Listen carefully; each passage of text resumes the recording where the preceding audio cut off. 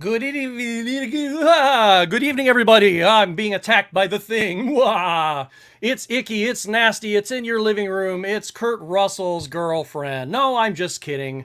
It's me, your cordial host, Dr. Scott, here in his mad laboratory, and we're going to be talking about John Carpenter's The Thing tonight. Yes, the 1982 classic with Kurt Russell and a few other people that I can't remember their names except for T.K. Carter, just because I love him in a lot of movies like Dr. Detroit and some other stuff. But anyway, so we have a few guests with us here tonight that want to talk about what I consider one of the most grotesque movies and still very appreciated, but I think still underappreciated movies, John Carpenter's The Thing. Who are we going to bring on first? Well, why don't we bring on our friend all the way down there from Texas? No, he's not Keanu Reeves. It's Retro Rob. Good evening, Rob. How are you? Hey, it's good. Are you going to pop on too, or are you just going to be like the... Yes, I am! Hey, you got me. You didn't know it was me behind here, did you? No. No, these are not the Scots you're looking for. All right. Hey. Okay, well, we have someone else that I think you guys might know. He's been with us a couple times before. He's hiding over there in his little cave all the way up in Boston, near Boston, by Boston, around Boston. It's Boston. Do you know Sam Malone there, Technish? Oh, Gene, do you know Sam Malone? Have you met him?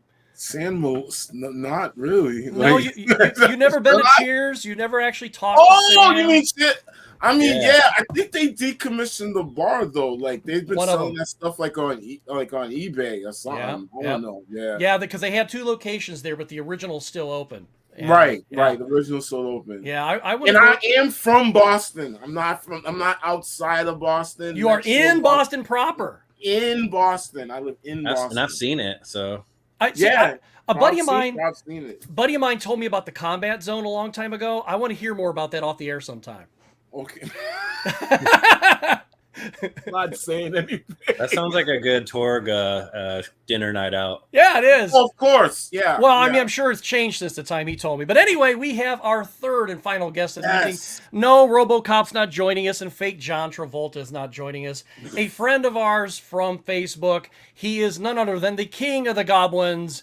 Let's welcome Six Goblin himself. Here's Six. Hey, there he is, all the way up there. Hey, Six. I'm actually kind of sad RoboCop isn't here, if we're going to be honest. Well, I don't know if you know it or not. Oh, he's about to say it. But yeah, I actually met... Yes, I met Peter Weller. I knew it. So in case you didn't know. So... Well, I hope everybody's in good spirits tonight because we're going to bring you down to the muck. We're going to have creatures chasing you in your dreams tonight. We're going to be actually getting pretty serious tonight as opposed to my normal silly self. No, really, I'll be silly as I always am. Matter of fact, if I slip in silliness, I actually have orders for drinks to keep coming in here, and they're not Coke and Pepsi, folks. So anyway, we're just going to jump right into it, and I'm going to start reading here because some of the questions I have some intros. And then that way we can really dig into this. And we already have comments. Let's check. Let's see who's out there in the comments. There's nobody there. Okay. That's us. Okay. Just us. It's just us. That's fine. Okay. Well, who's there? Never mind. Yeah. Never mind. Nobody's watching. That's okay. No, I'm sure there's a lot of people out there watching. Well, the film starts, of course, this is 1982's The Thing by John Carpenter, and the film starts out with an alien ship having mechanical problems and crashing into the Earth thousands of years into Earth's past, into what is now known as Antarctica. But we fast forward to present day 1982, and they're at the U.S. Outpost 31 with helicopter pilot R.J. McCready, played by our hero, Kurt Russell. There he is in all of his burly goodness.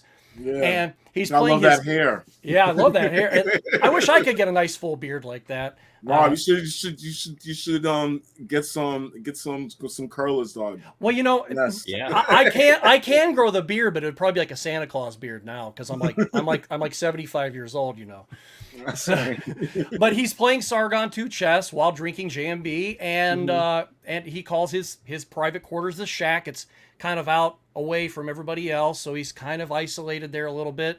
Now, talk about isolation in isolation. But he's a little displeased with his performance, so of course he decides to put his scotch into the computer, destroy it, calls it a cheating bitch, and then he leaves the shack, and without knowing anything else about MacReady at all. Okay, from the information you glean up to this moment, and if you've never seen the film before, what kind of a person is R.J. MacReady, Gene? He's a loner, and he's kind of doing the job that he's supposed to do, but like he's doing it for bread. Like I think that it's just another paying job. I'm assuming that he might have been military before, and now he's like, I don't know, left or retired or something, and then now he's just doing these flights in and out of Antarctica. It's kind of humdrum, especially the fact that he gets stuck. Like, not get stuck, but he's stuck there because like weather and everything. He can't really leave, come and go like that. Because if anything, he was like a cab driver. Just drop him off and just go back. Yeah, I like that cab driver. Boom, gone. I'm out of here. Yeah. So I just think it's a job he's doing, and it sucks, but it pays the bill. It pays for his Jim Beam, and that's what it is. So yeah. Mm-hmm. Now, Six, what do you think about that? Is that assessment right about on the money? I definitely get that feeling. Having it be the first time I ever watched it, I completely agree with that standpoint as well. He doesn't care about being electrocuted. When I saw him pour that drink into the machine, I was just like, dude, like you get zero. Yeah, So. Right. Okay, now based on your initial assessment of MacReady, do you think that Mac's cohabitants trust Mac at this point? And do you trust Mac, Rob? Right off? Yeah, right off. Right off the bat. Right off the bat. Would you trust this guy? I mean, I was military, so right off the bat, I already trust Mac. I already think he's got some kind of a streetwise common sense to him about him, and I can relate to him because he's amongst a bunch of these like scientists, basically, right? And so if there's anyone that's going to have to be looked to take charge, it's going to have to be him. So okay. Yeah. I that is a good point because he is flying choppers, and of course the other one who was flying choppers was his name Childs? No, not Childs. It was it was oh shoot, it just left me. The one who was always getting high and stuff. Oh yeah, Windows. Yeah. No, not Windows. Windows. Yeah. Windows was the guy on the mic. Yeah, that's Windows. But the radio. The radio, yeah. That was Windows. We see that's the one thing about Windows. I didn't understand if he was also a pilot because I know that this other guy. I'll look him up real quick because I don't have like a list of all their names, and there's like 10 or 12 of them, isn't it? Yeah. And when I did you? I didn't write that. I mean, I have them in my questions, but I didn't write it down. It was my first watch through. I was like, I don't want to know. Like, I don't want to be wrong about who I'm bringing up. Palmer. Hey, I just want to shout out. Hey, Ryu. How you doing, bro? No, I just saw in the chat. Hey, there he is. Yeah, man. Thanks for checking in, yo. Yeah, great movie, slow burn. You're right. Yeah, a very slow burn, and and I bet you I've watched this thing 5 times a year. For like the past like 30 some odd years. I remember seeing it when I was a kid, and there I am like 13, 14 years old watching this movie, and we're not supposed to be watching this movie on Cinemax and stuff like that. And that was before they started putting the nudie stuff on. So then that's when I really lost it. You see Mysticles is in here, Ryo? Yep. Yeah, so hey, how's it going, What's up, man? He's commenting on Facebook, so I was like, wait, I don't see it on YouTube. Okay. Yeah, but anyway, but yeah, I guess that it was I can't figure out if Windows was also a pilot, but I know that Palmer was a pilot because when MacReady was saying, because like, we have a bunch of winds coming in, we got a storm coming in. And the other dude was just like, yeah, I'll take you up, I don't care. And he's just like, no, you're starting to bake, you have a seat. And so, and he was just like, all right, whatever. And then he just went right back to doing what he was doing, which is You know, he was relaxing. I mean, come on, look where they're Oh yeah, at. he had it the best there, man. I was gonna hang with him if I was. He had the Betamax. He had all those videotapes Yeah, of man, the he game do. Yeah, shows. he Yeah. was chilling. He That was was the chilling. that You was got it that was figured the out. roommate right there, man. Yeah. He was sharing too. He was sharing and movies. Yeah, Yeah. yo. Yeah, That's That's my all I. man's. That's That's all my I need, man's man. right there. That's Palmer all I had need. Palmer had the hookup. He Yeah. actually he had the hookup. And you know, and I like Knowles too because he seemed to be like their camp cook and stuff like that, but he was just kind of like, I don't care. It's all cool. And TK Carter in every movie he's in, that's his character. Because he was also in Dr. Knowles. Detroit. He was on Yeah. he was the one on the skates. all Yep, over he was the the one on the place. skates. Yeah. I cut him loose, man. I cut him loose. So, but yeah, I think that's a really good assessment because he does seem to be ex-military and he's kind of no nonsense. He doesn't really have a sense of humor whatsoever. Not that people that have a sense of who are military don't have a sense of humor. But No, you kind of have to. If you Yeah. serve, you'll know why. Rob. Rob. now, of course, this is the isolated Antarctic setting that plays a crucial role in the building the tension in this. Well, it's basically a bomb about ready to go off. Yeah. So, how does the setting and the atmosphere contribute to your overall experience with the film, Rob? Well, right off the bat, like watching it, you get Alaska flashbacks when I was living there. The cold, the darkness, to just venture out at -40 and their instantly faces frozen. Ah. It makes you like. I felt like I was really immersed into the movie just because of that, because you can assimilate to the environment, So yeah, but it also plays like it's anything dark, me, like you guys all, well, not Six Goblin yet. He doesn't know me, but you two know, like me, scary games, right? Daytime only. So Yeah. to watch this movie, can't play scary games. You just can't. and they're in the cold, they're in the dark, and stuff is moving, and I'm like, I'm out, man. So yeah. Six, how about you? I mean, it's like he said, it's cold, it's dark. They're thousands of miles away from civilization, although that there are other camps nearby, somewhere on the continent. Does that, like when you were watching it for this first time, did that kind of give you a sense of tension, of loneliness, of anything? Well, absolutely. That was one of the first things I thought of was isolation. They were absolutely isolated, but as soon as he left that one area and went in with the rest of the group, you could tell that there was they had their own society going, their own kind of, yeah. But it was, other than that, yeah, it was cold. It was isolated. They were. That's a really good way to put it. They had their own society because he basically self-isolated and he just kind of was that loner type, and if he's around people, fine. If he's not, fine.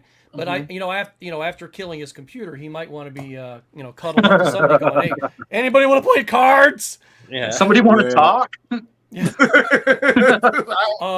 I thought you loved your computer, McCready. Yeah, well, she was cheating on me, so. Yeah, just the cheat.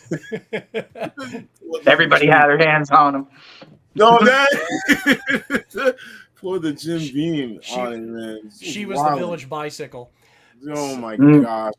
So anyway, so we end up here, and well. Oh man, that's such a good scene. Oh yeah. My gosh. So this we end up with a Norwegian helicopter chasing an Alaskan Malamute dog into the camp, shooting at it. This sets off a chain reaction of events that unfolds throughout the film. Now, Gene, everyone is mystified by what transpired out there.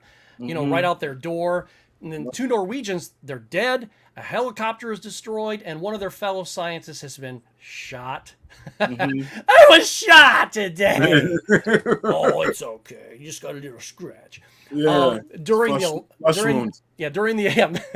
attack. Now, at this point, what would be going on in your mind if you were there and 2 people just showed up to start shooting in the middle of nowhere? I mean, this is not America local mall. This is not some craziness that you see on the news. This is I'm out in the middle of nowhere. Who's shooting at us? What would you think?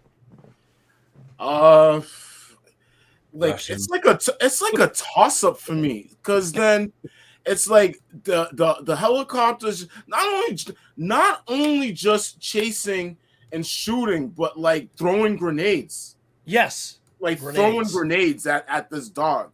So I mean, I have a really good sense of like self-preservation.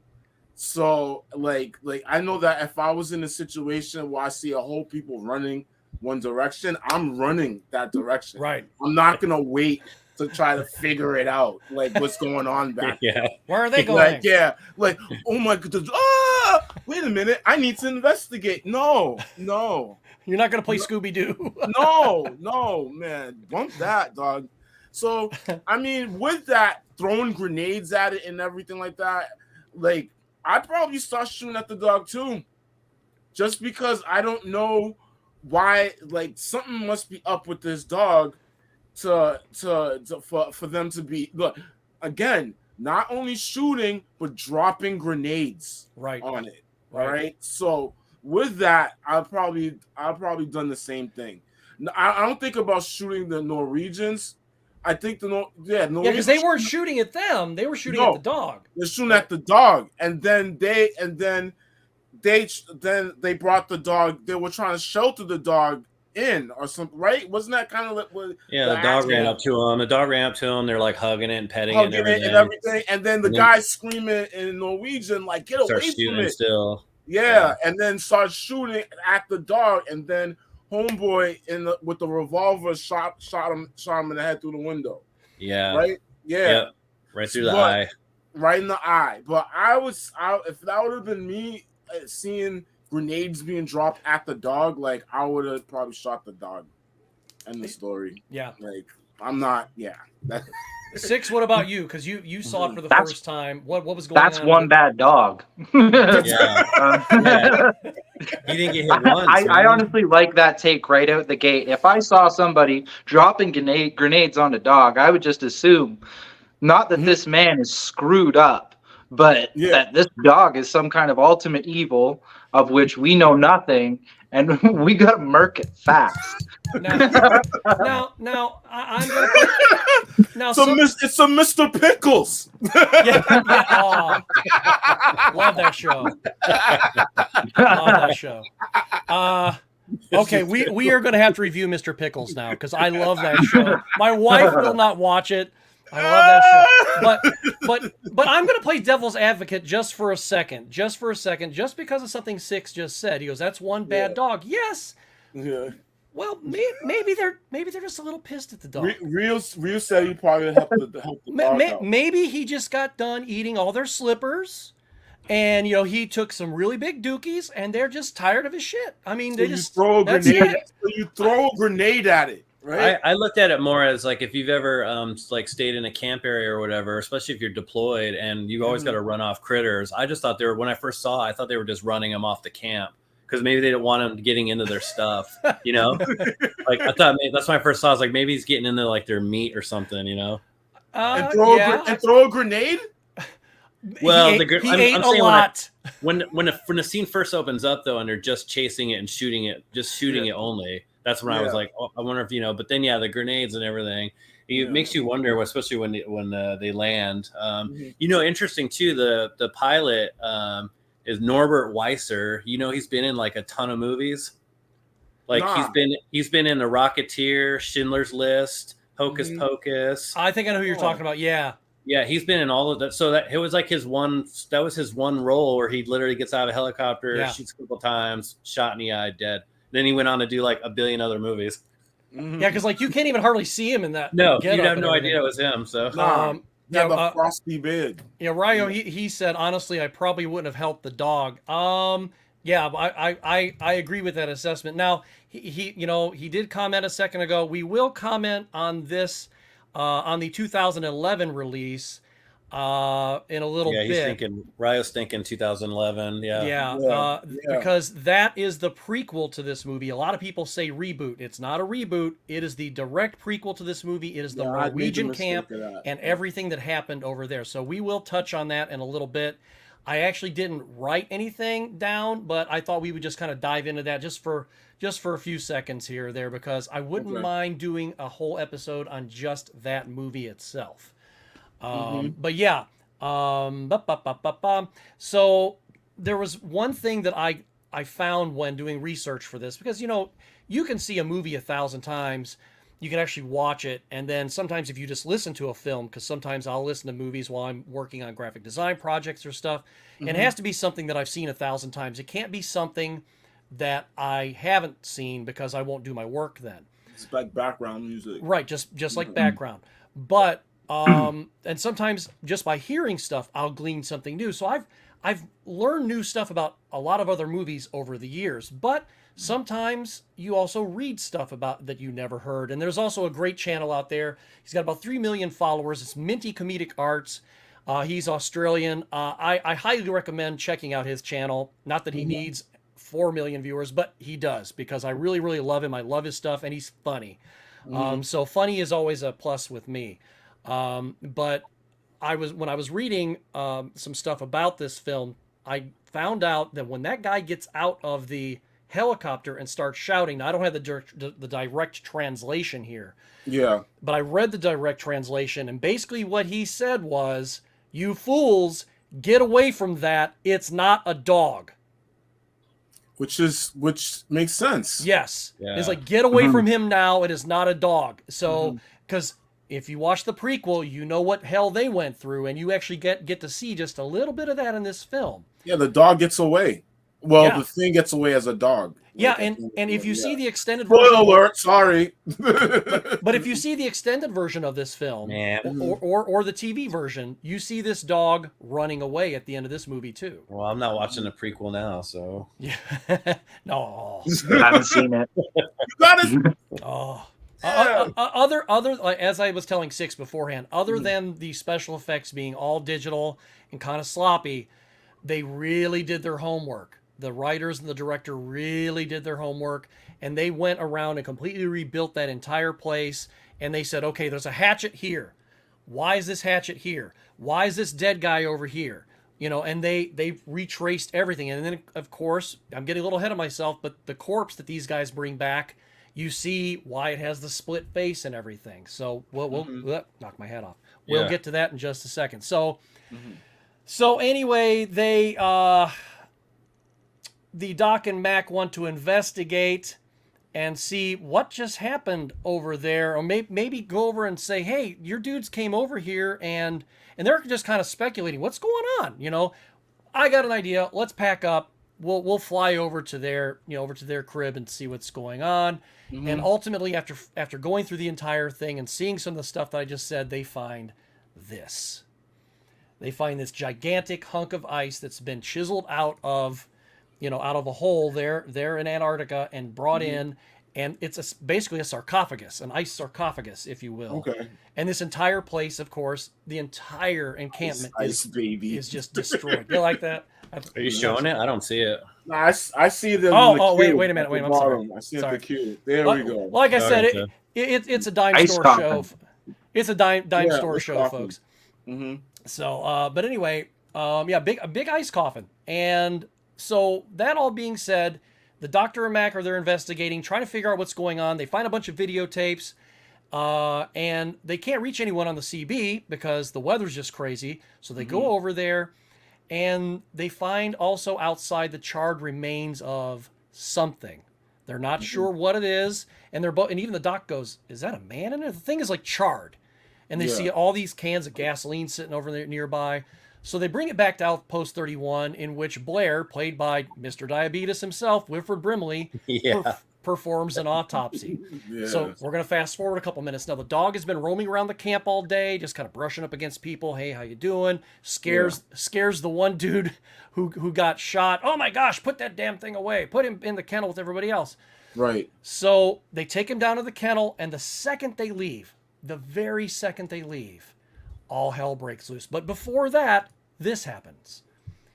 So we see Clark sitting there. Obviously, he's sitting on his bunk, and he's just kind of, chilling out, and the dog just kind of stops by, But then they also brought this back, and that's a lovely picture. of course. Yeah, Anybody it's tuning in right now is going to go, ew.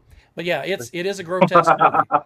It looks like the Garbage Pail Kids or something. It That does. thing's juicy.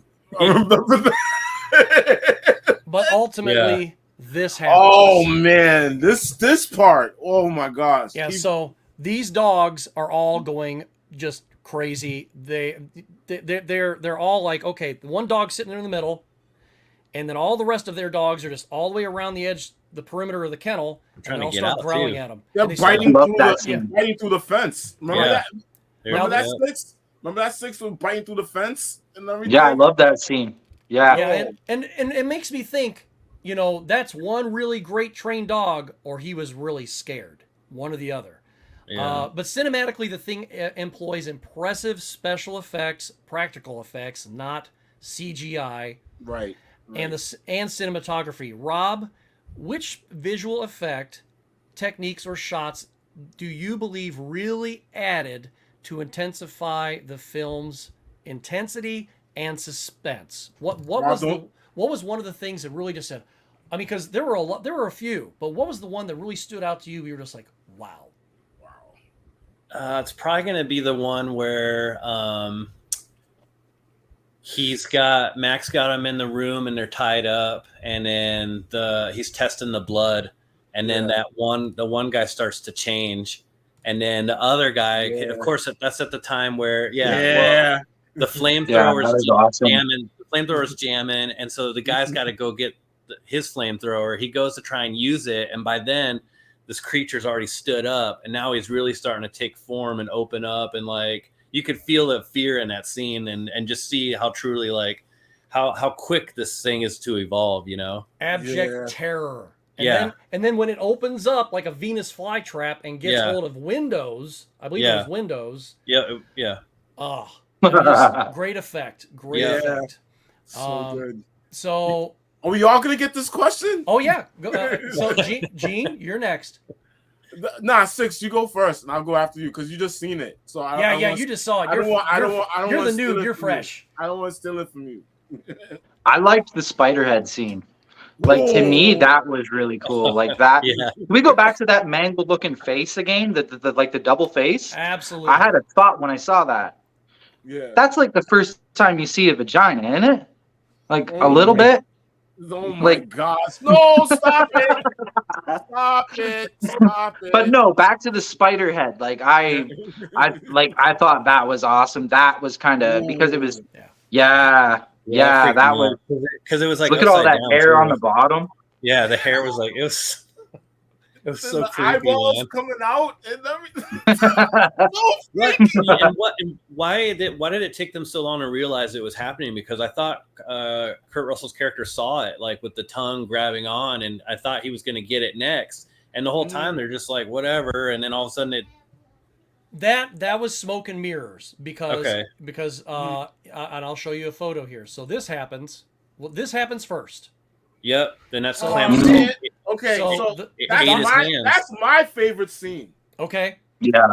Yeah. Keep going though. And then these teeth Right. rip off his hands like it's a crocodile. Yeah, like nothing too. And then this explodes out of it. Yeah. So that's one head. So that means that it has a second head, which detaches. So this thing knows how to distract you on top of that. So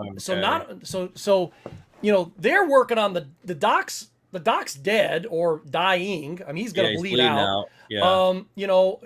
Clark's dead, obviously, because he just turned into this. Yeah. Everybody's crapping themselves. This thing is going, look at me, don't look at that over there, look at me. And then that thing's just going, and it finds a place. So, and then you see all those nice tendrils and stuff, so it can just kind of come, and it's got to escape because it knows that they have something to kill it. So, in classic form, this lovely little prom date decides, I'm going to get out of here. Yo, the puppetry and everything was amazing. That last scene looked like some out of Beetlejuice. Yeah, like at a Beetlejuice. Another great movie. That was Scott. Like that was my favorite scene when the guy had the paddles. Yeah, when he had the shock plates trying to wake him back up. and he's like, 1, boom, 2, boom. And then the third time, he just plunged his hands, and this thing just bit the Chunk's neck. His chest almost looked like it was like stubs. You see the stubs, just like his chest looked like it was like ice almost. It just collapsed literally, and then just teeth came out. It was nuts. Right. It happened so fast. That happened so fast, and then it freaked everybody out. So like that was. Yeah, I wasn't when I first saw it. I wasn't ready for it at all. I was like, "Holy crap!" And then you just stand there and there's blood shooting out. Yeah, he's just gone. Yeah. Because Yeah. he immediately goes into shock and dies, or he's on the floor or something. He's just done immediately. Yeah. So he probably had a heart attack and died, or a stroke, shaking it at everybody.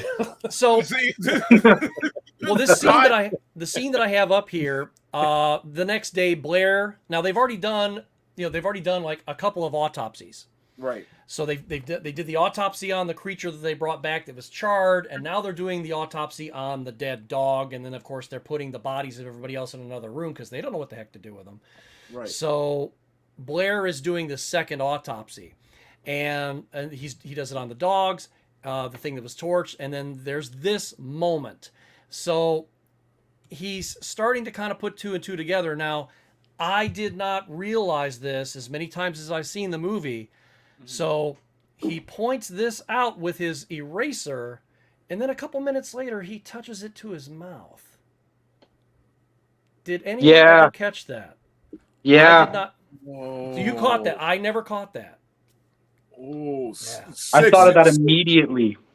It never, because to me, it's just going, this is second nature to me, doing this sort of a thing. You're sitting there talking. I always have to have something in my hand like this. And I'm just like, yeah, whatever.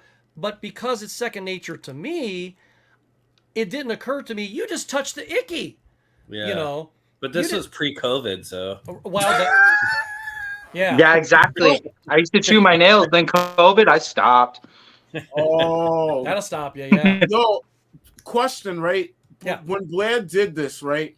He didn't do the cell analysis where he figured out like the cells are copying. He hasn't done that yet, right? No, he's starting to put 2 and 2 together, but he hasn't done that yet. He doesn't do the cell analysis yet. Yeah, no. So I would, but I never noticed that, but yeah, that's pretty dumb. Like if he did that, right? Like, okay. Wow. Well, now they know something's really amiss, if you want to call it that. And they're all kind of like, we got this going on, we got that going on.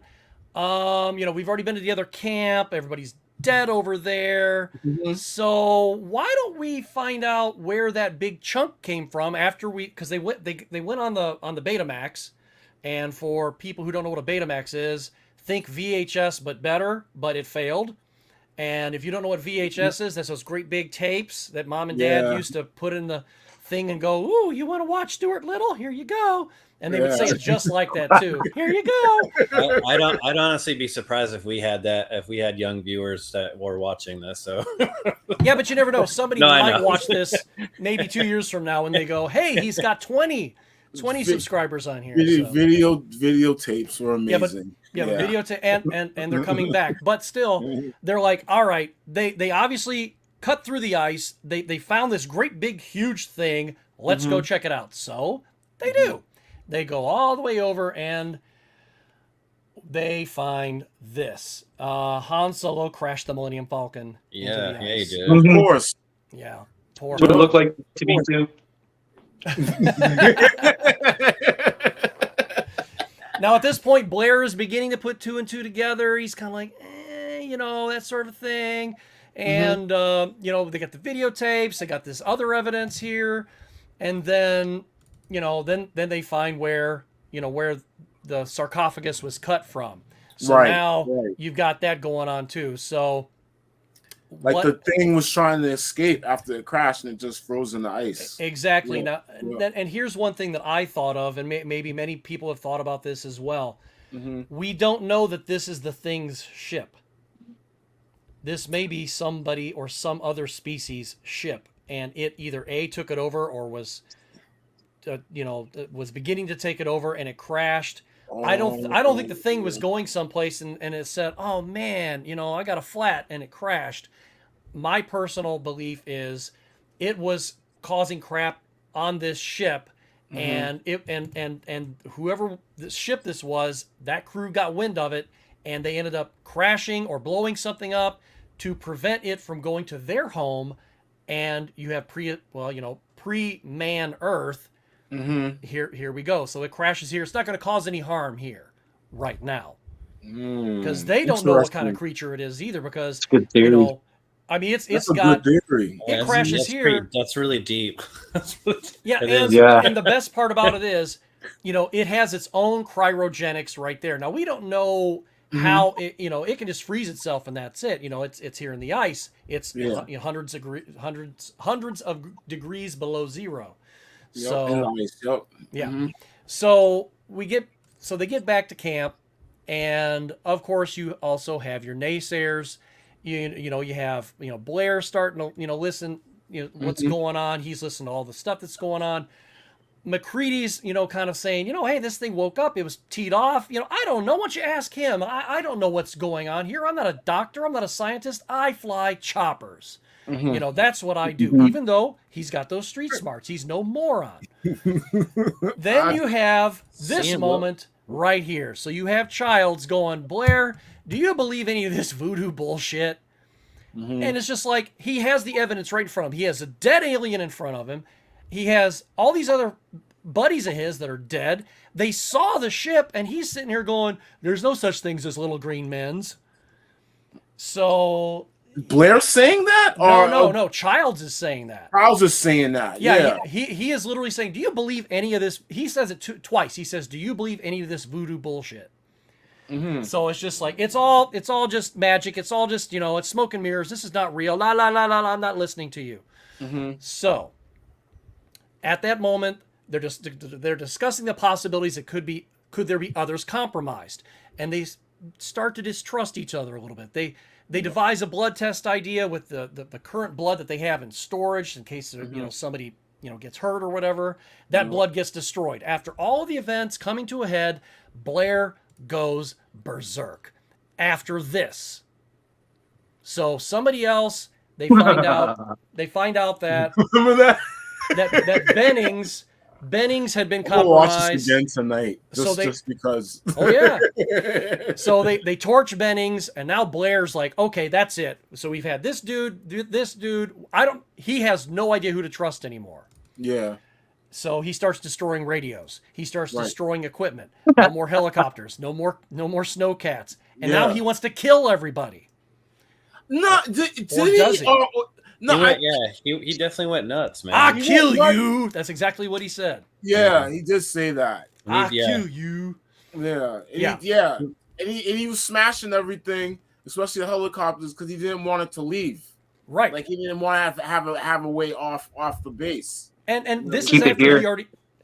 Yeah, and what he knows because he's already Right seen here. the cell analysis. He knows that this thing can start assimilating people, and it can take over the entire Earth within I forget how long it said. It was just like just a couple months or something. Yeah. So after doing 28 all of days or this, something. like that. Okay. 6, did Blair do the right thing, or should he have approached Absolutely. it differently? Absolutely. Like, cut off all communication with the real world at this point. Like, from the very moment that this organism showed up, you have to keep it here. You have to cut off all ability for it to spread its legs out and get anywhere but here. Like he had said, it wasn't there because it wanted the dog. The dog couldn't cross all that frozen tundra. There was no way. It wanted the humans because humans had technology, helicopters, sheer willpower, intelligence. Yeah. No, he was doing the right thing. He might have been crazy about it, but it was for our benefit. It was a It great also scene. seemed like preventive measure too, because if Mhm. they can't reach anybody, no one can find them. That means more humans won't keep showing up to try and then be attacked by a waiting alien. Right. Do you Exactly. think? Does anybody think that maybe he should have tried to been a little more diplomatic about it? Like sit down and go, okay, listen, I'm of a mind Mhm. to start shooting up everything and blowing everything up, and I think that's what we should do. Just because we don't want this thing to get to the mainland. Who's with me? or was this the way to go?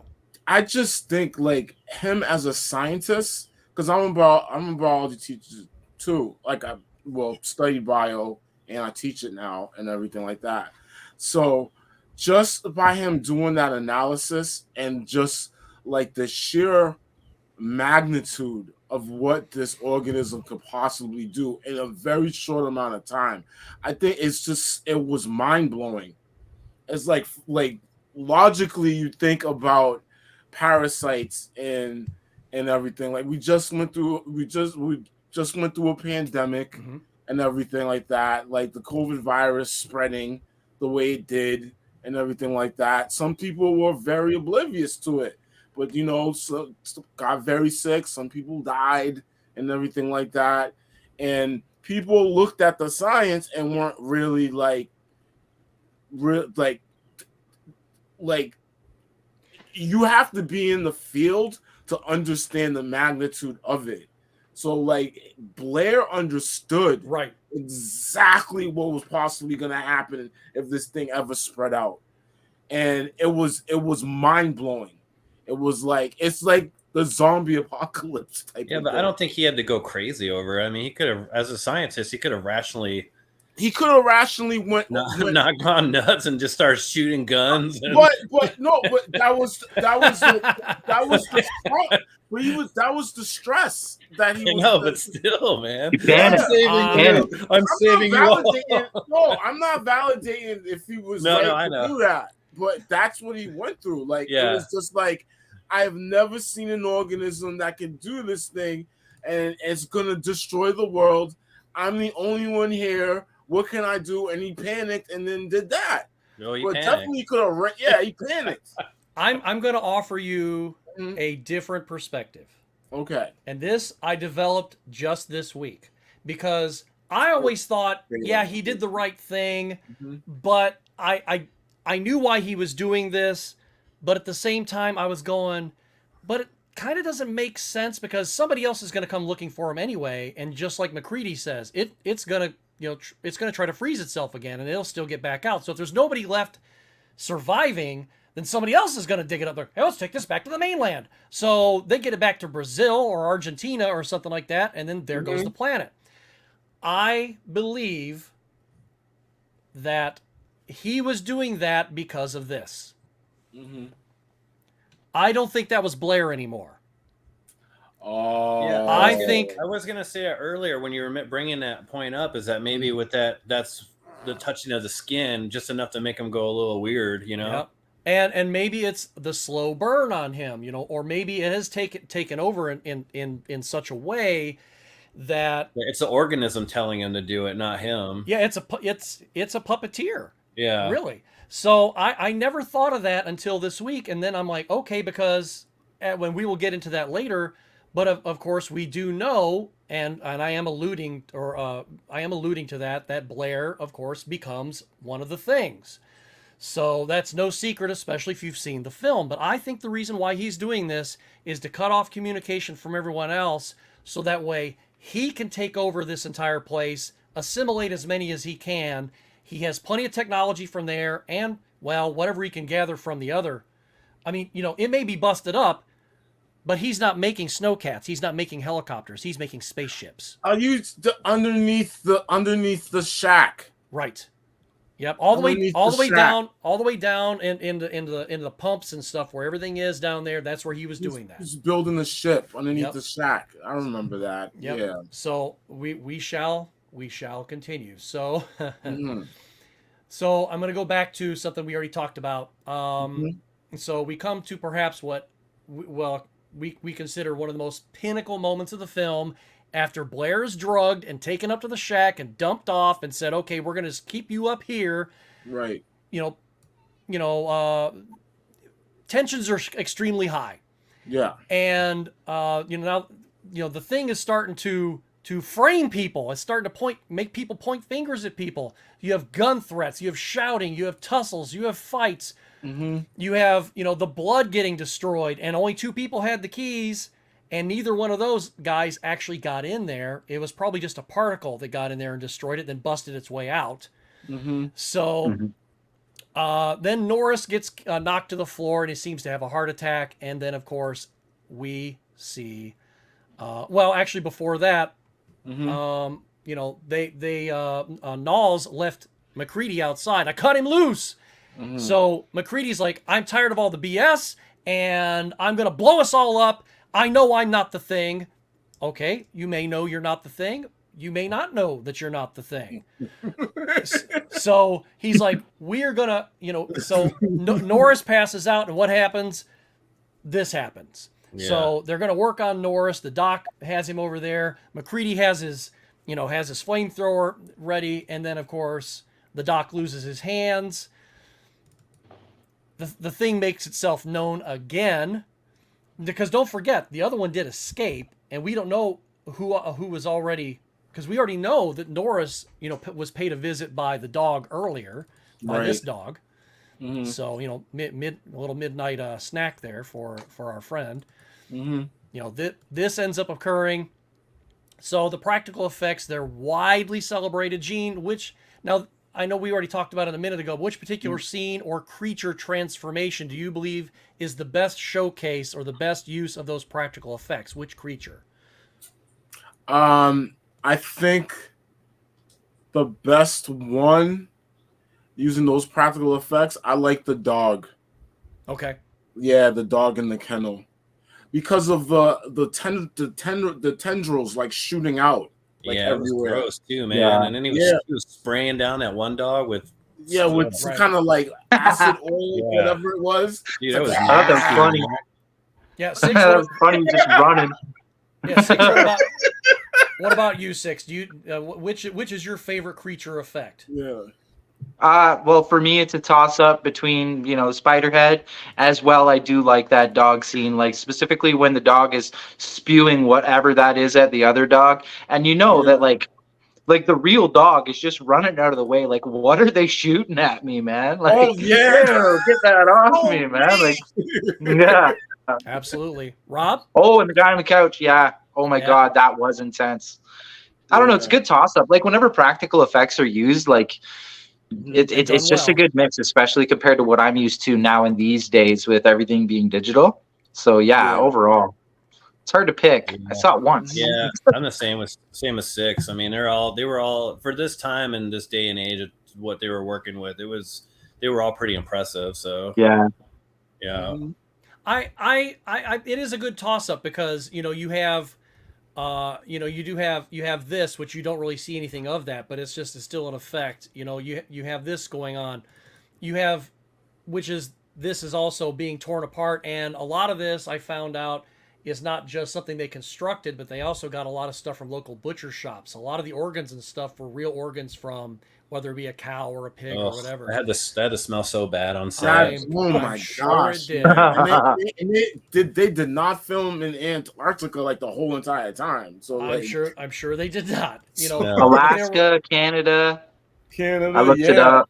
Yeah. Oh my gosh. So So much corn syrup. but I don't know. There's a lot of actually they've used KY. So much corn syrup. And KY? They used And- KY. and cake syrup too, right? KY and KY. Yep. Cake syrup was like the common blood back then. Yep. So Yeah, cake syrup. they were like, "Oh my God, we are gonna have ants." Yeah, they used they This used is to how use you get ants. they used to use clear Caro syrup. Yep. And I actually made some of that stuff for a special effect that I did for a couple of crappy little movies that I made. We should critique those. Nah, not yet, Scott. You should put those links somewhere. Yeah.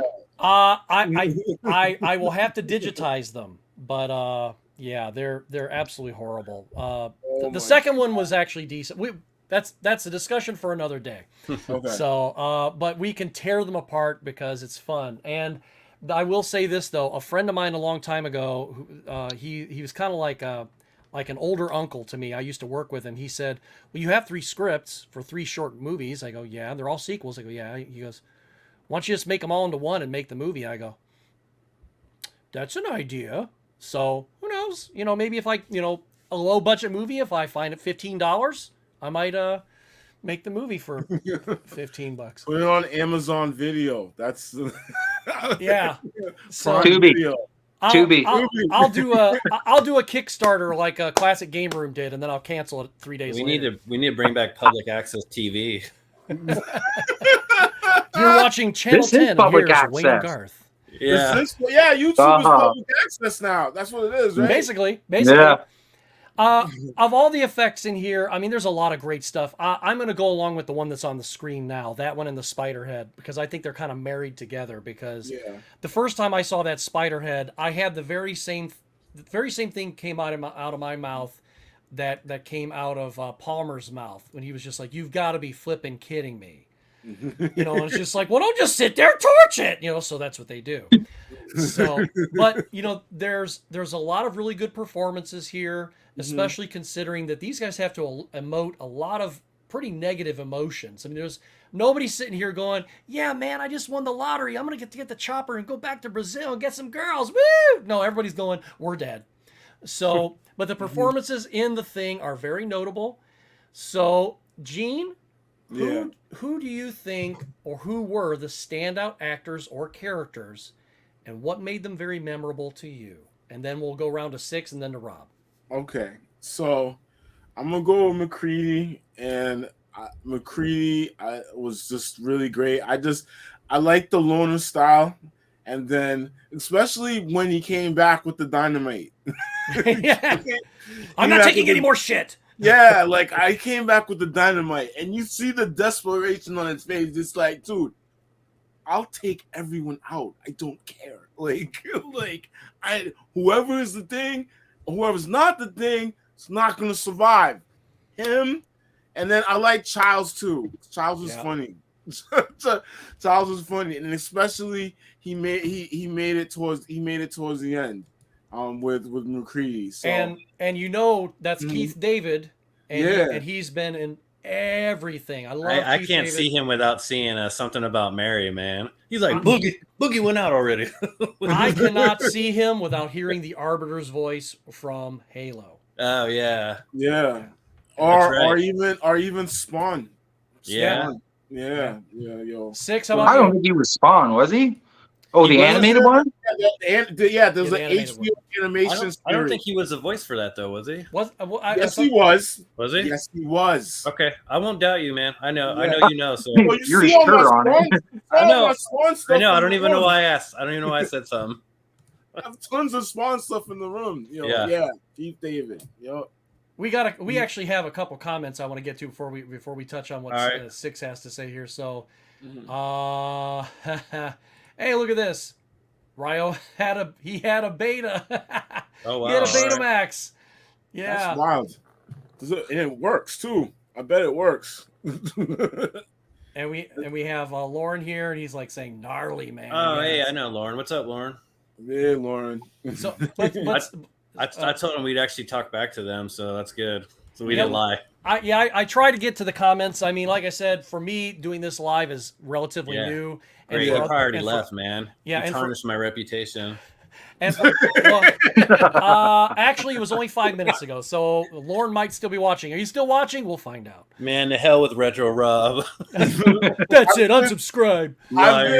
I've been in the chat though, like trying to respond. So I got your back, Scott. I've been in the chat. I do need to get a third screen because I actually have my questions and my pictures are covered because I have this screen over here and then this screen here is actually covering up the chat stuff, so I can't see it.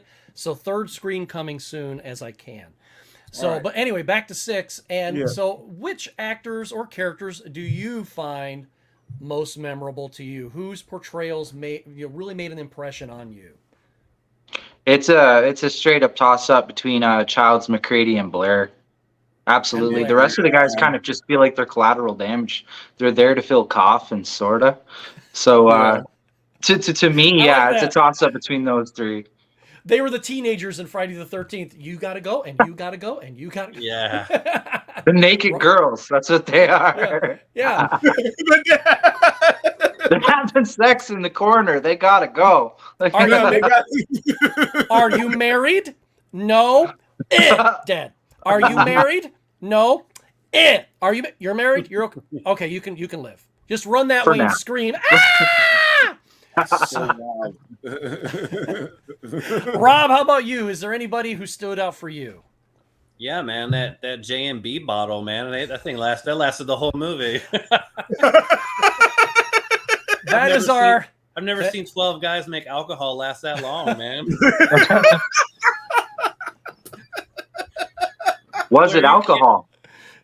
Was it alcohol? It's J&B. Well, that's just the thing.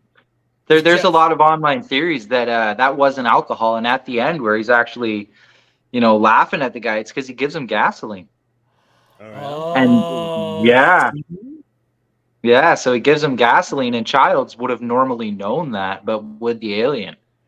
Oh snap! I had no idea. And is that why at the end he's suspicious of where he was and stuff? Yeah, I like that. I like that a lot. No. Yeah, because at the end of the movie, McCready knows he's McCready, but he doesn't know if Childs is Childs, right? Well, from the test he did when he did the blood test. But then he disappeared. He disappeared for that period of time. Yeah, that's what happened. And then they were like, remember they were sitting together outside in the club. Yeah. Like, I guess we're gonna figure out and see who's who. Remember that? And that's why I think, him instigating and stuff like that, I think that was yet another reason how come Childs was the thing the whole time as well. I think that he and Blair were working in conjunction with one another. Mm-hmm. Yeah. Really possibly, yeah. So, but Rob has picked the J&B bottle, so okay, very good. Okay, so we've come to this moment. Everyone wants to play musical chairs. There's not enough seats. And what comes to mind when you see this photo, Rob? When you see this photo right here. So Clark has just been shot dead in front of everybody else. Oh yeah, and he was because they were convinced he was tainted. Yeah. Mm-hmm. They weren't sure. They weren't sure, but they thought so because, of course, he was hanging out with the dogs. And Blair even said, "How long did you spend with the dog?" Oh, most of the afternoon. That sort of thing. And before that too, before the dog went crazy, they were like leading the events up to the transformation. And that kind of shows that the thing is being very selective and strategic. Who it's going to change first. Yeah. It's like I'm not gonna. I'm going to go to the guy who's sitting in his room reading Spider-Man comics. I'm not going to do the guy who took me over to the kennel because that's just too obvious. They'll burn me and I'm done. So yeah, the thing was very smart and who was going to assimilate. It was very smart about that. So then they all get tied up, and this photo right here I think says an awful lot, especially when you're looking at the different characters here, who's tied up, who's not. McCready's had enough of it. He knows he's not the thing. We don't know he's not the thing. So when you saw this, Six, especially, seeing this for the very first time, what were you thinking? Just overall paranoia. Throughout the movie, they don't know who they can trust. Even as the viewer, you don't know. Like, you don't know if McCready's clean or not. You don't know if it's an act, if he's got everybody he can handle kind of untied and trusted for now, and everybody who he can't handle potentially tied, right? So just paranoia was kind of the biggest key factor here. That's what I felt. Okay. Yeah. Nobody trusts anybody anymore, just like McCready said before they did this. He's making a recording. He makes an addendum to it, and he says, "We're all really, really tired. Nobody trusts anybody anymore." So, I mean, McCready and Knowles could have been best buds. They could have known each other for years back in the States, but they get here, all bets are off. So, and everybody's making their own food now. Nobody trusts anybody. So that's a good point. But Lauren said they're chilling. Yeah, they are. They're just kind of chilling. Lauren's got it right. I want to just say, as a retro game fan myself, I'm pretty happy that I see pinball, and then there was an arcade in the other scene too. So they had something. And McCready had a computer. Yeah. Do you think? Yeah. Now, if they would have had a PlayStation 2 back then, do you think that they could have figured this out a little faster? Or probably just, they would have. Yeah. Just thought. I don't know. Just thought I'd ask. I mean, they could have just read ahead and said, "Oh yeah, okay, Oh, yeah. yeah." Well, Okay, so thanks a lot, Sony. about 14 years behind. Yeah. So the thing is renowned for its suspense and shocking moments. Can you share a scene that genuinely scared or surprised Eugene? Yeah, the scene with when homeboy was on the table, and then Chest. Yeah. the chest was opened up. Yeah. Like That just terrified you. That is akin to aliens. Alien. When the chest burster came out during dinner. Yeah. I think this was far worse though for me, because the chest burst is like he just came out and took off. This thing's starting to eat everything in the room, man. Yeah, I know. Yeah, but this was reverse. It was very unexpected, because reverse. you're looking at him. He's like, oh, he passed out. All of a sudden, just this mouth, dog, is eating him, and I'm just like, it's crazy, man. On? And it's whipping everywhere. That was unexpected. So I jumped definitely when I first saw that. Well, do you think even in this moment, because like I said, I think there's a lot of smoke and mirrors going on. There's a lot of, hey, look at me, look at me, look at me. Do you think that this is one of those moments also where, the other guys who are the thing, they're kind of, making their moves, they're kind of doing their thing while this is going on, and also another part of it can escape? Yeah. I mean, like, I'm glad we're having this conversation, because I want to watch the movie again tonight just to notice these things. Yeah, because I never thought watching this movie that I only thought there was just a monster or a thing, right? And now that you guys are saying that there could have been multiple, and it's like a chess game, it's really kind of tripping me out, like to watch it again to see, Mm-hmm. There was a movie that came out at about this same time. And it's not as good as this one, of course, but it was on HBO and Cinemax, the movie channel, all that. It was called The Boogans, and it is available on Blu-ray and DVD. And I have now seen it in many, many, many years. And I would see that in rotation with this one all the time. It'd be like this, and The Exorcist, and Poltergeist, and The Boogans, and there were some other ones. And when I was like, oh, cool, The Boogans is on. It's like, oh, The Thing's not on. Oh, The Boogans is on. If you ever get a chance to see The Boogans, just, don't go out of your way. But if don't spend like $20 to buy it or anything. No, but if you happen to see, I'm probably going to buy it because I found that it was on. But it is kind of up the alley of creepy, kind of like this. You never know what's going on. When is it going to get you? That kind of a thing. But so yeah. The name is weird. I don't. The Boogans, yeah. The Boogans. The Boogie Woogie. The Boogie Woogie. Yeah, I don't know. What was there something that was particularly scary to you, Six? Was there anything that made you go, "Oh crap"? I am kind of numb. I see this all the time, man. Plainly at it the whole time. No, like this one was a good surprise for sure. Like I have to agree there. Looking for any, I can't top it. It was a good point. Yeah, it's a good scene. Yeah, I always thought that this was a great scary moment. I don't think that there's anything build wise past this that will make you really go, oh my gosh, and because now you're really starting to look for things in your soup.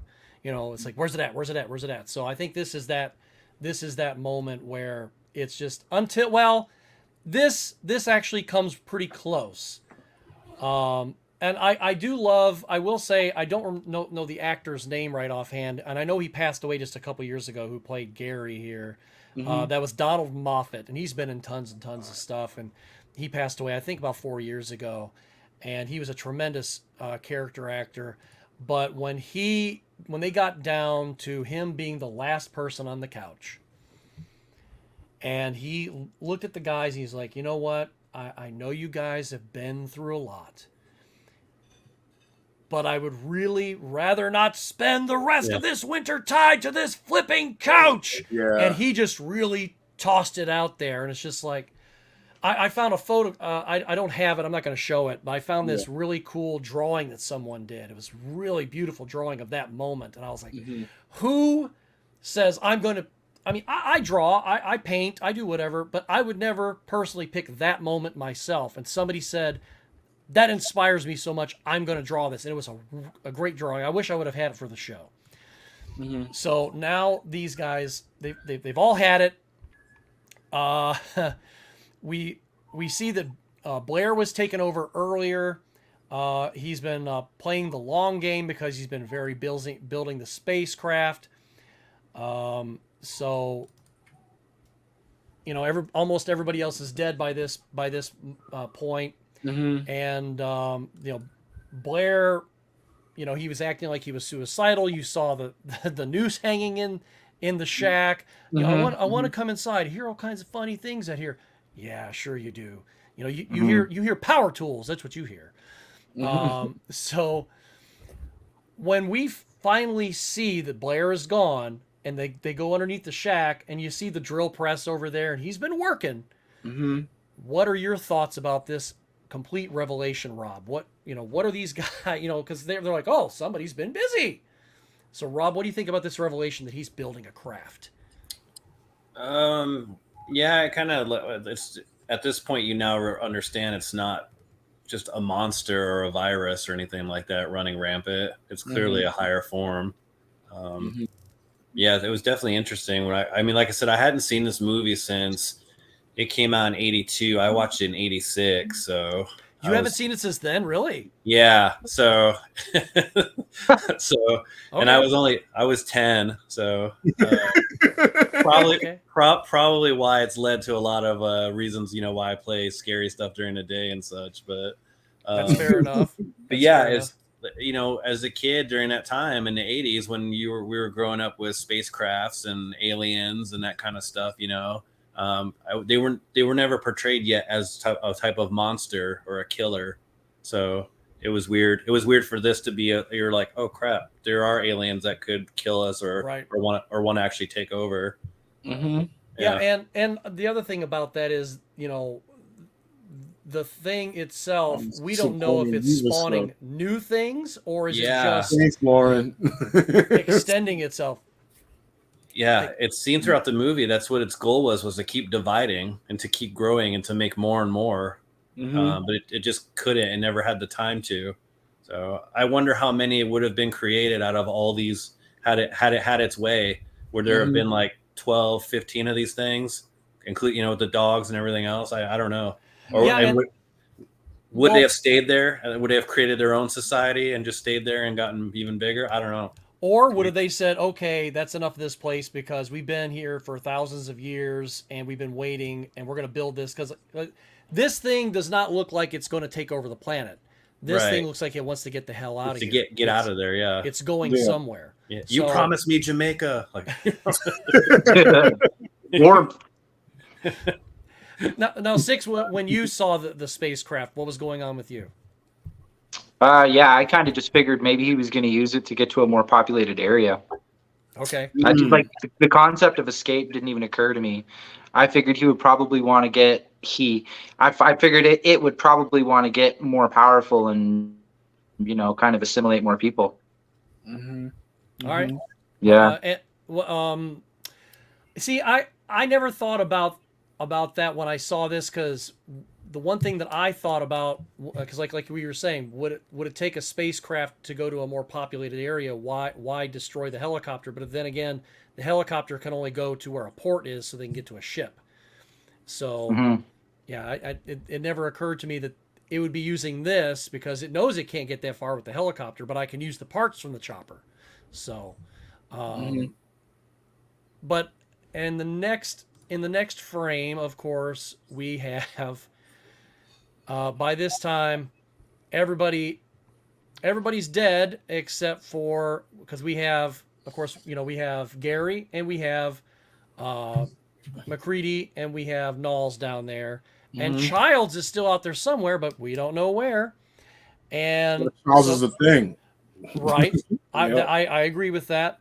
And then so, you know, they're like, hey, Gary, why don't you go check on, go check on, I forget what he said to go check on. And he was like, it's gone, McCready. He's like, oh, can we fix it? He goes, it's gone, McCready. And he takes a few more steps because he hears something. Gary does. And old Wilford Brimley comes out of nowhere and gives him some Quaker Oats. Yeah. And I remember this part, man. He put the thing in his face, yo. Oh my god. Yeah, so Gary's gone, or one of them, or both. Damn. So, and of course, McCready's going, Childs? So, Childs is gone. We don't know what happened to Childs. Oh, not Childs, but Knowles. So, at this moment, it looks like all hope is lost. And then, this big booger pops out. So, Oh yeah. Now, one of the popular ideas about who the thing is at the end. Well, we have some ideas though, but of course, this very moment, I will see if I can find it here. It looks like him with the face already. Yeah, and that's what's interesting is when you're looking at it, you can see it actually looks like Bill Murray a little bit right here to me. I want to point out too the height of this thing too, because you get to see how tall it is. And I fly all the time. There's no way he's fitting in that spacecraft he's building. No, so he's gonna have to lop something off and toss it in there. But it can probably shrink itself down, flatten itself out. Yeah, like shrink itself down, like compress itself. This is not an advanced life form. Clearly, we've given it way too much credit. His dimensions were way off. He was using metric and not standard English. And then the way that it was 82, but the way it was moving, it was like.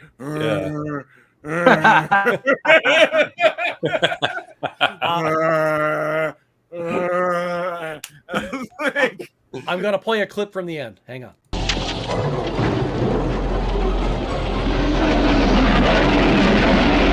Yeah, you too.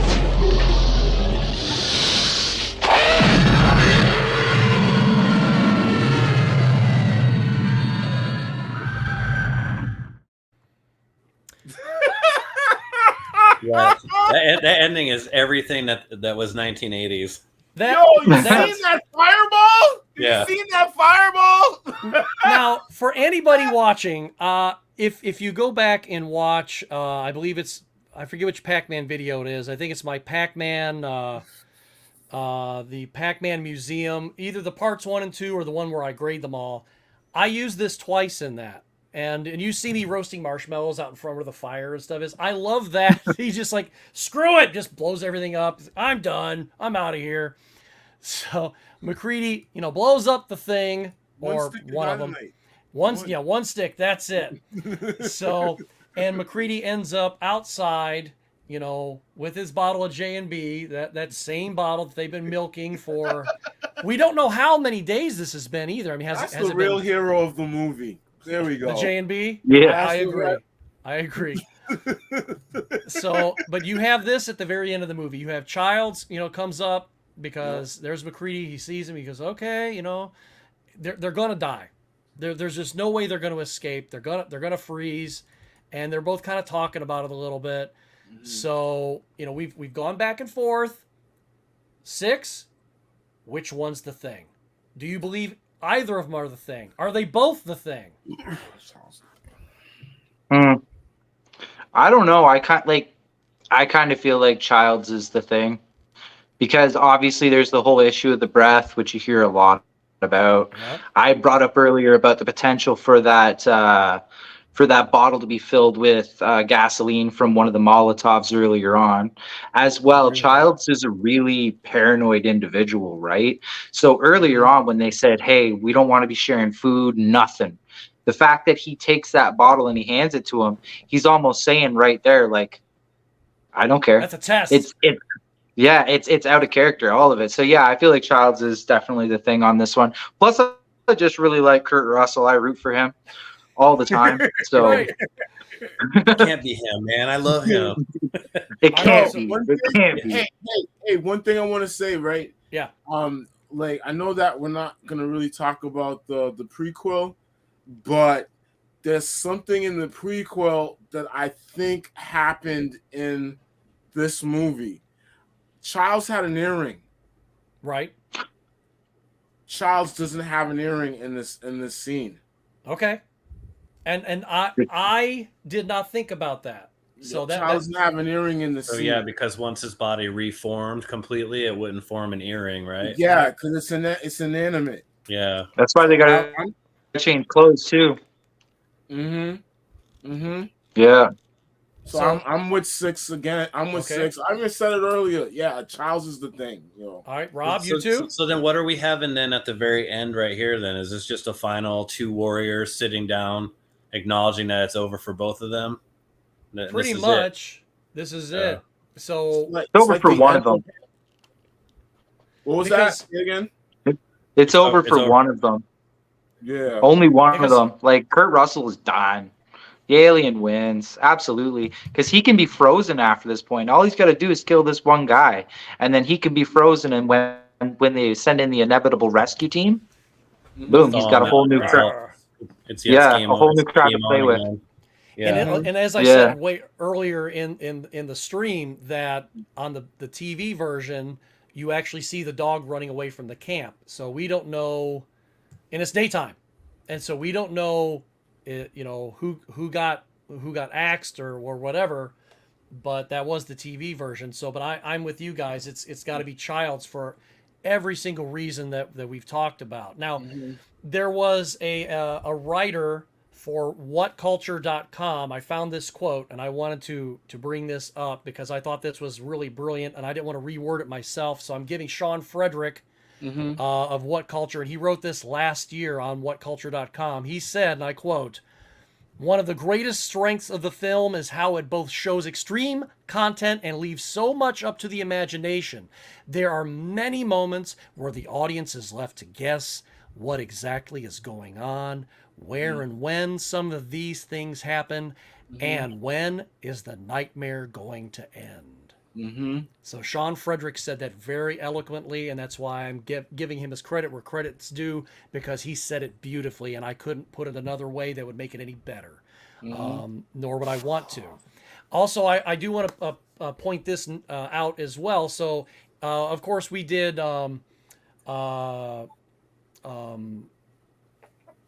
we did a Quentin Tarantino movie last week. We did Pulp Fiction.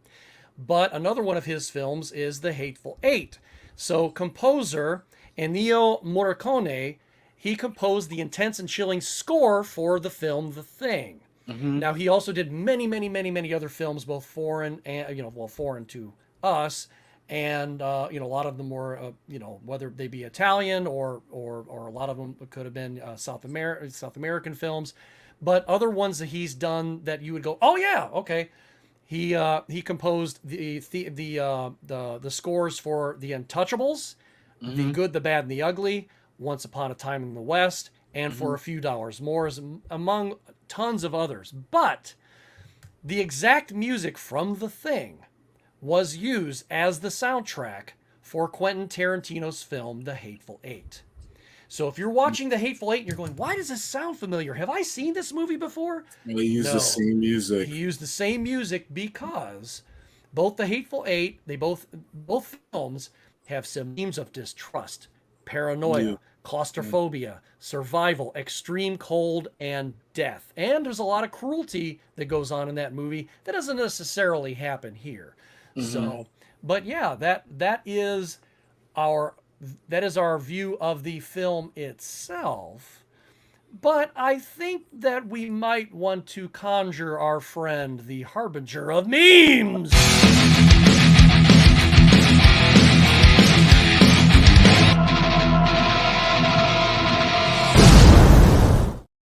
Here we go. Yeah. Here we go. Here we go. All right. Okay. Yes, of course this is going to show up. Of course. Yes. I used to work for Kroger in the meat department, and my buddy John, who was the meat cutter there, he and I used to have a good time, and also a couple other friends of mine that are still friends of mine. And we used to have this customer that came in, and I swear to you, he looked exactly like Wilford Brimley. I mean, portly, the hair, the mustache, the glasses, everything. Dude, Every it's time such a he would, trip to see him in this movie without. I did only the voice, man. Yeah. Otherwise, you yeah. wouldn't know. The No. voice. But every The time voice this guy would coming come in, John would go, diabetes. And I'd be no matter what I would have to go out back and just like, Did he hear it? no, he would never. No, John is a Who's class face? act. He would never do that to a customer. Like to his face or their face. Yeah, Look at he photoshopped his eyes, yo. Look at that. Like, I did find one that was photoshopped. It was glowing, and I was like, but now a couple of these pictures I couldn't find better versions, and one of them I actually made a new version of. So, but this next one is really bad, but you'll get the idea. All right, I'm waiting for it. Merry Christmas from U.S. Outpost 31. I'm gonna make this as a Christmas card this year and send it out. That is awesome. That's awesome. Merry Christmas from Game Closet. That's awesome. Photoshop your face on all their heads. Yeah, I like that. Yeah. That was great. Keep it going. Lost dog, last seen eating other lost dogs. Now, this next, you guys had to have seen this one. It is circulated around Facebook and around the internet. Dog one? Or this next one. Next one. Okay, all right. Yeah. The Thing with Peanuts and Snoopy. Oh, yeah. I've seen that. I love this one. Yeah. This is like part of my Christmas post. Yeah, every year. I love this. Yo. My wife showed this to me, and I went, "Oh my gosh!" And I started crying. I was like, Dog, look at like Linus underneath there, and then Yeah.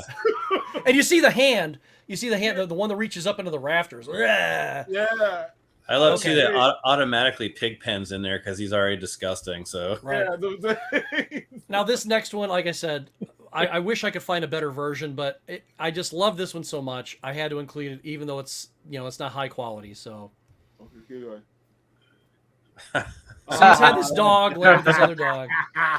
spawning from another dog. It's like dog. Dog. Yeah, cat dog. The cat dog. Yeah. I know that reference. All right, here's our next one. Hey guys, I'm going to put this new dog in the kennel now. That way he's not just walking around causing trouble. The end. Credits. That's not how it would have happened. Oh, that's good. It would have started from there as opposed to. See, it's like the earlier question, like them chasing the dog and shooting the dog. Like that would have been it. I would have shot the dog. Yeah. If that guy was such a lousy shot, Jesus. Yeah. He's like, man, he shot that gun like 30 times, man. He must have been Who can't kill a dog? Yeah. You can't kill a dog. He must We have been don't do that, though. We don't do. Not on film. And this kid's is why you don't send scientists hunting. But He's throwing grenades. Okay. Keep going with I have a new theory why this all happened. Just now thought of it. You know that little paragraph at the end of the film that says no animals were harmed during the making of this film? Yeah. They weren't allowed to shoot the dog, so the dog went in and killed everybody else. So that's why. Oh, of course. Just because you're not allowed to hurt any animals.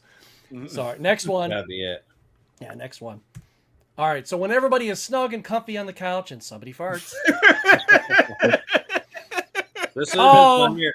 This would have been funnier if you used the Friday porch from the movie Friday. Oh yeah. Okay. I'm making that. No, I I have an admission for you. I own all 3 Fridays. I've never seen them.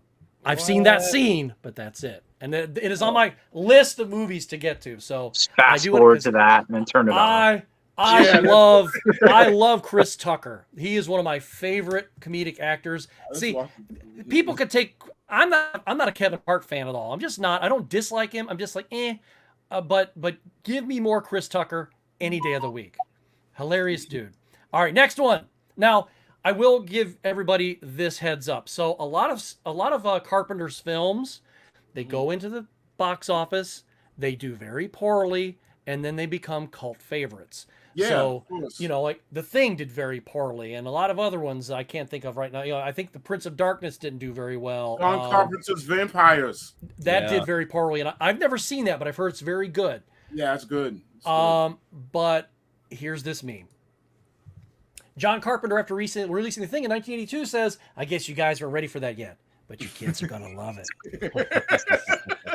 Yeah. And our final meme of the night. Which one of us is the thing? Which one? I'll give you one guess. Oh, because it's Yeah. neck.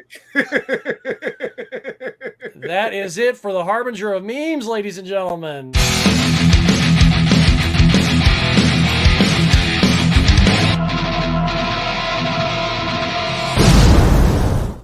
Woo! We went through that one fast now, didn't we? Woo! Yeah. What? Yeah. Well, I knew it was actually, well, it wasn't that fast, but I knew it was going to be a little longer than usual just because there's a lot of material to get through here. Yep. And I also actually turned the broadcast on for once. So, hey, yeah, Hey, third time's the charm. third So- time. Give a hand to all Dr. that- Scott, man. all Give that a hand electroshock to therapy him. paid off. It did. I'm not drooling so much That's good. as I was earlier. So I'll be okay. Hey, did I ever mention to you guys? Yes. Yeah, I did.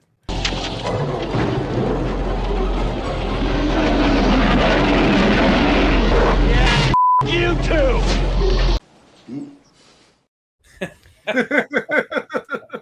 Yes, perfect. that's how it is. So anyway, right at the end of our show here, I want to thank everybody for coming on, and I'm going to ask Thank you. everybody these Thank questions. you. Yes, Six, thank you for popping by. We love it. We'll have to have you on again. This has been fun. Yeah, Yeah, man.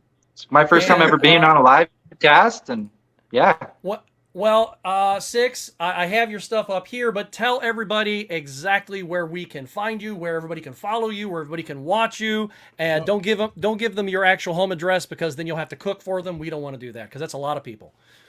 I'm not the best cook, but yeah, you can find me at Six Goblin on all socials. That's SIXX Goblin everywhere. All right, Yeah. excellent. Yeah.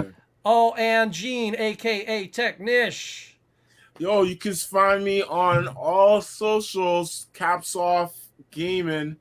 I'm the only one there. Yes, you are. Yeah. Oh, Rob, where do we find you? I'm only a Facebook dude. That's it. I'm either on there or I'm in this house, man. Or I'm mooching off real content creators. the game barn. I can't wait to visit. Well, I am feeling a little paranoid tonight because the Harbinger of Memes came out. So trust nobody. I'm still watching this Trust- movie tonight again. Trust. It's a fantastic movie, and I would like to do the prequel soon, just because it is a really good film. And I watched the behind the scenes with a buddy of mine, and we were just like, we were really thrilled that this was coming out. But I will mention this real quick, though. One thing I would like to have seen is if somebody were to do an actual sequel, please somebody listen to this. Because we actually wrote a sequel like a lot of other people have done fan fiction and fan sequels and scripts and stuff like that. My idea always was that because at the end of the prequel, you don't know what happens there either. So I would love to see, and I forget the doctor's name at the end of it. I would like to see her. I forget the name of the lady who plays her too. She's a wonderful actress. Can't remember her name right now.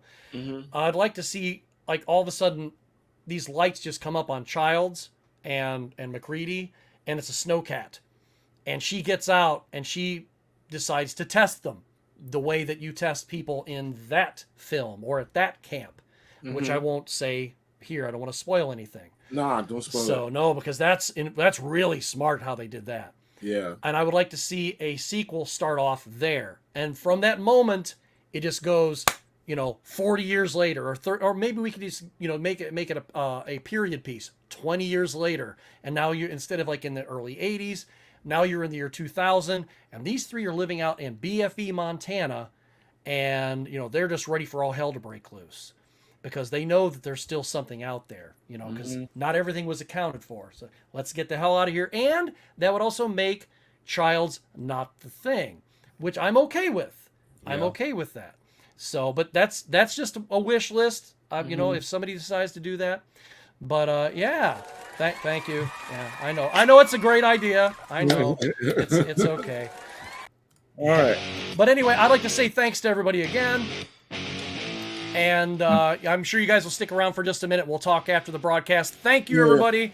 Of course, Yeah, you no can problem. catch me on my regular home, which is the Game Closet. Game Closet, we will serve up some funny stuff for you. And if it's not funny, you get your money back. You didn't pay anything, so you ain't getting nothing. Be sure to hit up the giveaway for Oh, yes. Yeah. Right? I'm Just giving click away, out I'm giving that. away loot. Yeah, let me turn the music down and I'll say that. So Rob has been very generous. I got a little discouraged a few days ago. I'm like, I really had this push to try to get 1,000 subscribers on my other channel, Game Closet, which you can see in in the comments and stuff, or in the description. You can click over to that. And he was just like, I'm kind of bored. I'm going to put a push on for it. So. He has very generously offered. You can check on Facebook. He's doing a giveaway. He has his personal Switch Lite that is very beautifully taken care of. It's got the box too and everything. So, yeah, and you've got that nice case, right? Yeah. And then he's also including the NES game Crystallis, and in its box the 8-bit 3DO. Do. And those 8-bit controllers are sweet. Yeah, They are sweet. and that one's new. It's just out of the box for photos. So, but you can link it to whatever with Bluetooth. So, right. Yeah. And then my copy of Crystallis was in Jay's video for Square Peg. Square Peg. So so what you have to do is you go on Rob's page, you comment, you go over to my Facebook page, the Game Closet. The Game Closet YouTube channel. Yes. You subscribe there, and you just gotta wait. Now, we would, of course, like you to watch some videos and stuff. I've got some old stuff on there. If you can find the video where I actually rub a cherry pie all over my face and dress up as a cheerleader. Yeah, I'm not watching that. I'm not watching that one. I saw that one once, and I was like, But that is the contest, and I'd like to thank everybody for stopping by. Yeah. And we will see you all very, very soon. Thank you so much. Peace out, y'all. Yeah. Ah! Ah!